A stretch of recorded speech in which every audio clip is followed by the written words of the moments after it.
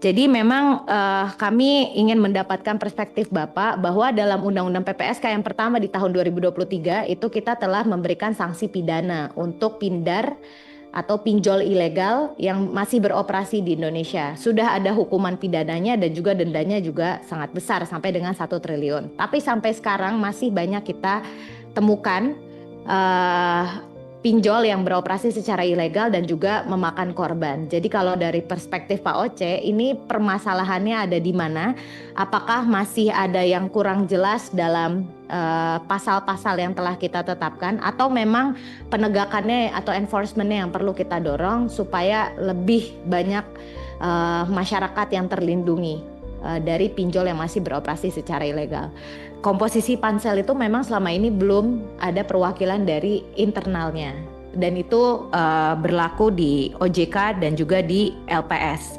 Nah, yang ingin kami dalami justru dari perspektif ya Prof, kira-kira sejauh mana urgensi kita untuk memasukkan unsur internal dari kedua lembaga tersebut dalam panselnya.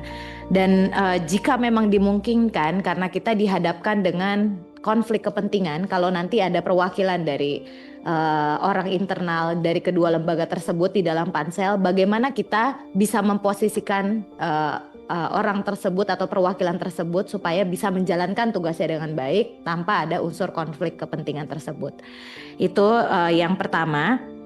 Dan yang kedua, tadi saya juga sangat mengapresiasi masukannya Prof terkait dengan fungsi pengawasan kita dan apa yang perlu kita perbaiki di Komisi 11 khususnya untuk sektor keuangan.